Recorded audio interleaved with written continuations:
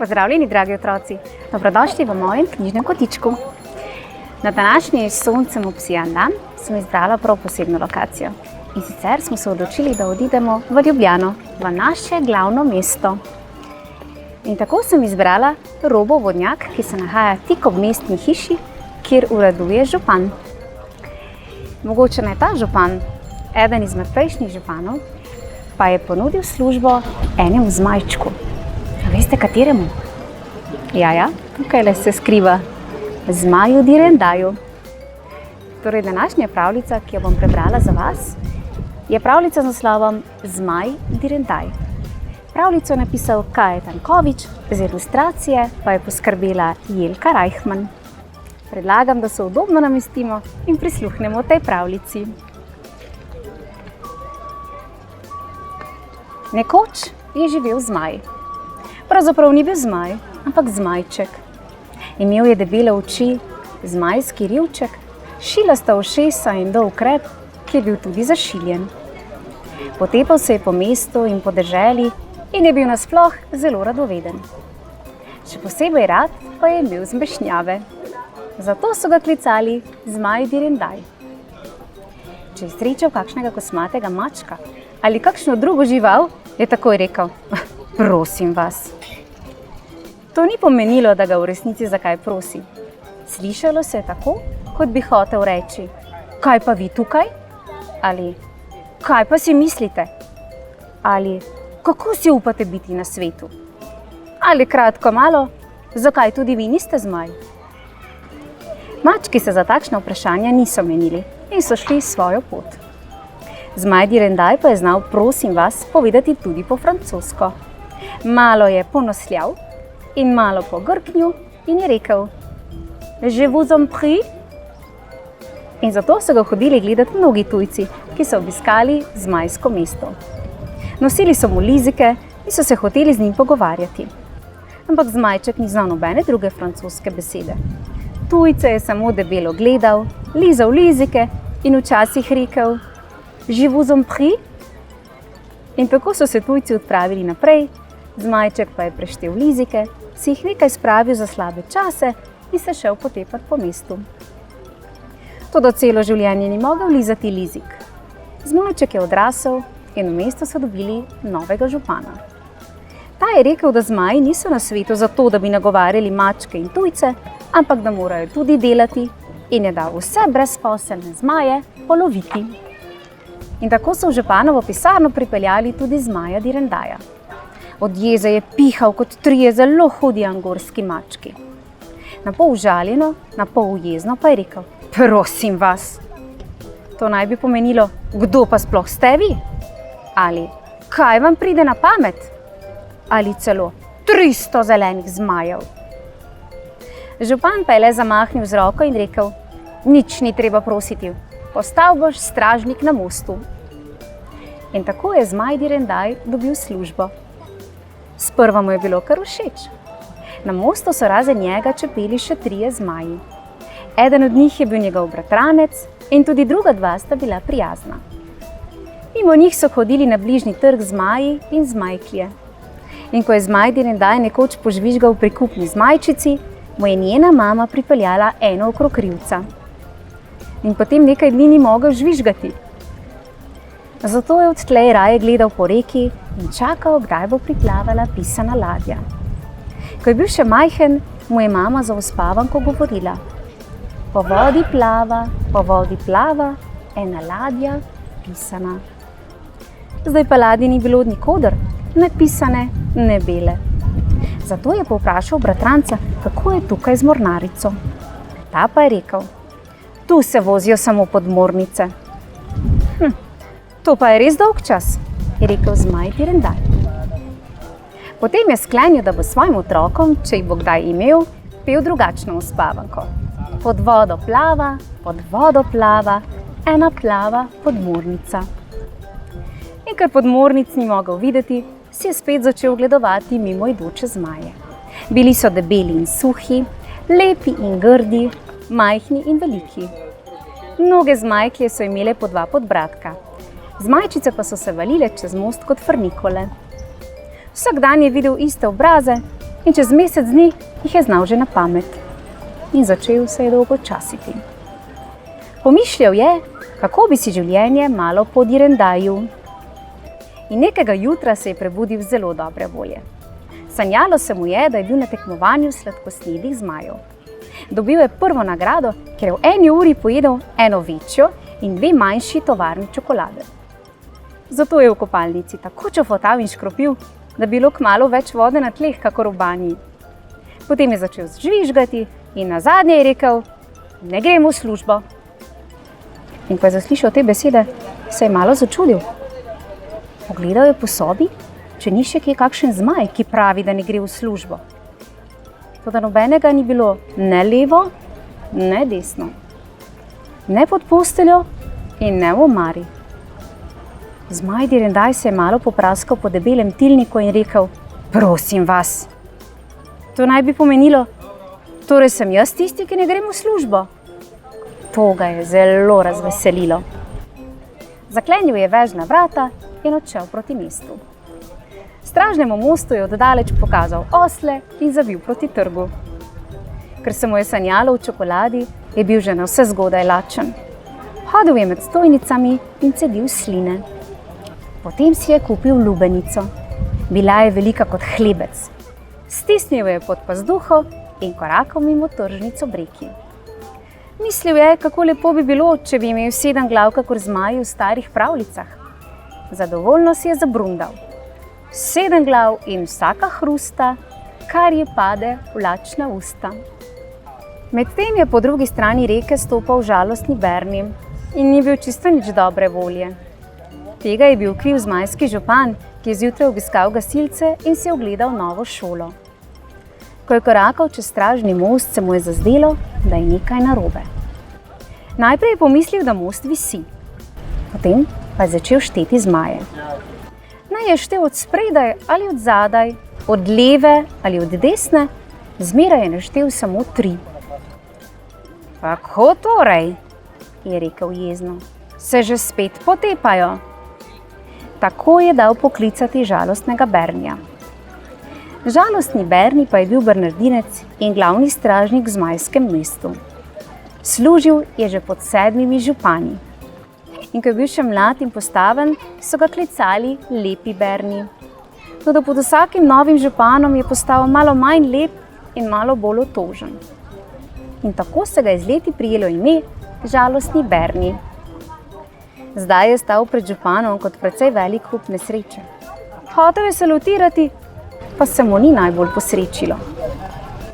"Kaj je s tabo?" je rekel župan. "Si že navsezgodaj pijan, kaj?" "Ne," je z vročo sapo odgovoril Berni. "Na duha, na duha." "To, kar prihaja od tebe, ni na duha," je rekel župan, "ampak duh po rumu. Če si zares bolan, boš šel v zdravilišče.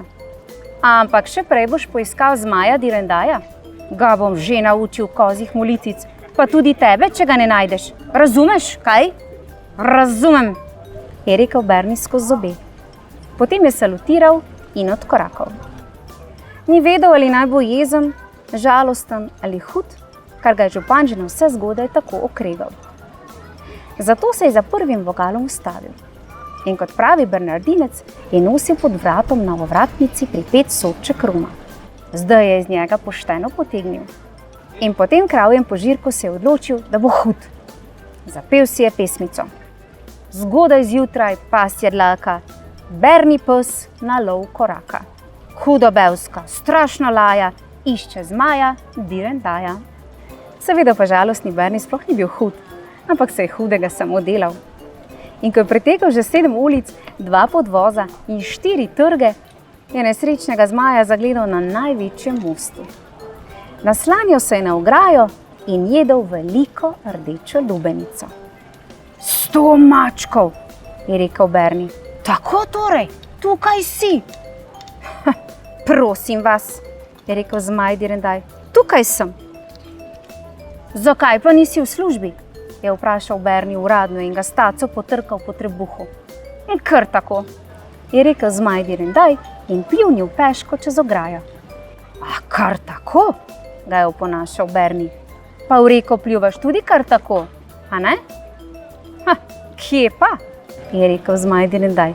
Peške učim plavati. Ti bom že dal peške, je rekel Berni. Me veseli, je rekel zmaj Direndaj. Najrajši imam bučnice. 200 mačkov, se je zdaj razjezil Berni. Ti se kar norčuj, ampak jaz te bom odpeljal k županu. Odlično, je rekel zmaj Direndaj. Prav rad bi ga spet videl po dolgem času. Vrgel je olupek lubenico v reko in nato sta odkorakala proti županovi pisarni. Zmaj Direndaj spredaj, Berni pa za njim. Ko sta prišla mimo gostilne pri Zlati Puri, je zmaj Direndaj bil že spet lačen. Kaj, ko bi šla na malico, je rekel. Mrš naprej, je zarenčal Berni. Nekaj časa sta hodila molče, pred gostilno pri žejnem zmaju, pa je Direndaj spet poskusil. Kaj, ko bi šla na čaj? Naprej, je ukazal Berni. Iz tretje gostilne pa je zadišalo po klobasah. Pred vrati se je svetil napis Pri pasji radosti. Tokrat se Berni vabilu ni mogel upreti. Vstopila sta in sedla za veliko mizo. Berni si je naročil pasjo radost z gorčico, zmaj Direndaj pa 3 hrenovke. Ker so mu teknile, si je dal prinesti še 3 kranjske klobase. Potem pa je bil še bolj lačen. Tako je zahteval 4 naravne in 5 dunajskih zrezkov. Zraven je pospravil 6 škafov solate, 7 gajbic krompirja in 8 različnih prikuh, vmes pa je spil 9 litrov ribezovega soka. Berni pa je medtem komaj pojedel pasjo radost. Gledal je zmaja in od začudenja je imel oči velike kot mlinske kamne. Zmaj Direndaj pa je imel oči zmeraj manjše, zato pa trebuh napet kot vojaški boben. Vendar je za posladek pospravil še kolobar sira, čokoladno torto, orehovo potico, 12 palačink in 3 prohorske omlete. Potem si je globoko vdahnil in rekel: Prosim vas. In to naj bi pomenilo: zdaj sem pa za silo sit. Upam, je rekel Berni. Plačala sta in se odzibala k vratom. Tam pa se je ustavilo. Zmaj Direndaj je bil tako širok, da ni mogel skozi. Počakati morava, da se malica uleže, je rekel. Malica, je prestrašeno rekel Berni. Vsak čas bo kosilo in potem bo že spet lačen in potem bo še slabše. Raje te bom potisnil. Berni je napel vse moči in zmaja Direndaja zagozdil med vrata, tako da ni mogel ne naprej in ne nazaj. Pritekel je gostilničar, pritekli so gostje, potiskali so in potiskali, a zaman. Gostilničar je zato poklical debelo Julo, kuharico, ki je spadala v težko kategorijo. Ta je širok in zamahom odrinila potiskače, se prijela z rokami za podboje in nastavila nogo na zmajev zadek. Potem pa je rekla: horuk! In porinila s tako silo, da je zmaj Direndaj odletel čez strehe kot topovska krogla in je pristal šele v bližnji mestni okolici. Najprej se mu je v glavi tako vrtelo, da je namesto prosim vas rekel je vous en prie. Potem pa je videl, da ni padel med Francoze, ampak na travnik. Čisto blizu je tekel potok, malo naprej pa je bil gozd. Zmaju Direndaju je kraj ugajal. Začel se je klatiti in potem se je klatil kar 3 dni.